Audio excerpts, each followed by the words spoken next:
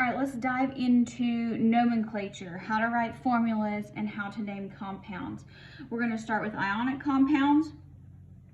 And before we get into nomenclature, this is a key skill. There are millions of compounds out in the world, and you can spend time memorizing every single one of them and matching them up, or you can invest a short amount of time and learn the rules, and then things are much easier. So we're going to name different types of compounds.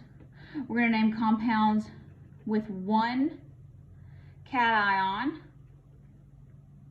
We're going to name compounds that have a metal with more than one cation. Remember that an ionic compound is a combination of a metal or a non-metal. Cations are positive. We are going to name compounds that contain polyatomic ions. Just write these down for now. And we're also going to learn how to name hydrates. So, in general, what you're going to do when you write a formula, and this is going to be for any ionic compound, naming them is a little bit different, but writing the formula is always the same. First thing you're going to do is you're going to write your element symbol, and the metal goes first, and then the non-metal. You can remember that because M comes before M, metal before non-metal, or on the periodic table, left to right. Then I want you to write the charge above each symbol. So if you have sodium, write a +1 above it. If you have fluorine, you write a -1 above it. Then you're going to add subscripts.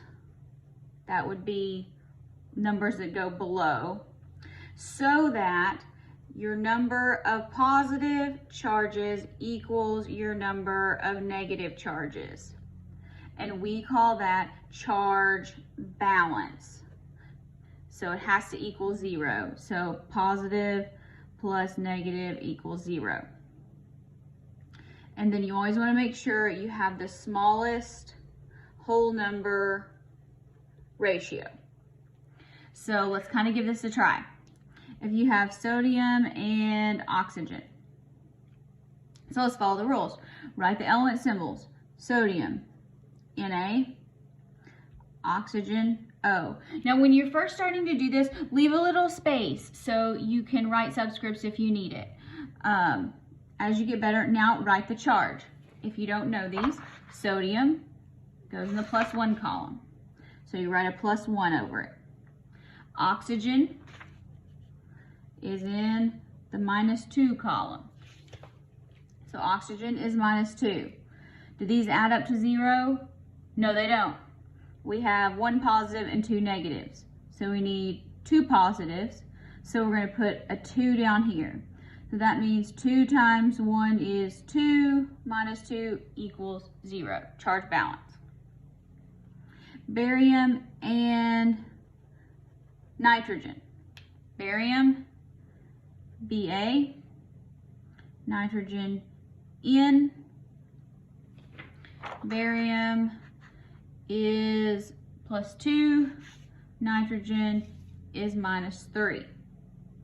+2, -3. Do these add up to be 0? No, they do not. Can we manipulate one of them to get 0? No. But we can make both of them, we can have +6 and -6. We can do that, and that adds up to 0. So to do that, we would have 3 bariums, 2 nitrogens. Let's try magnesium and fluorine. Magnesium, Mg, fluorine, F. Magnesium +2, fluorine -1. Do these add up to be 0? No, they do not. We need another negative. Now, if there's no subscript, it's understood to be 1. All right, next one, potassium and sulfur. Potassium is K, it has a charge of +1.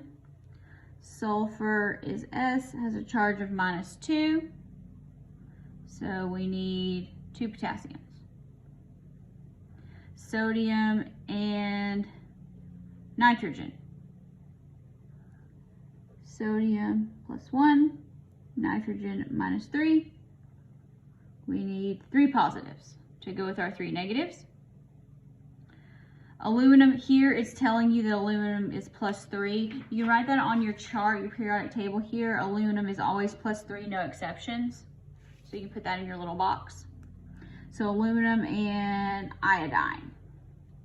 So that's aluminum, and we just put a +3 on there. And iodine is an I. I'll write it like that so it doesn't look like I wrote all. Iodine is a halogen, it's -1. So we need 3 of them. And that's how you're going to write formulas. So cation first, which is generally going to be your metal, anion next. Write the charges, balance the charges, and add the subscripts. That's it. Not that hard.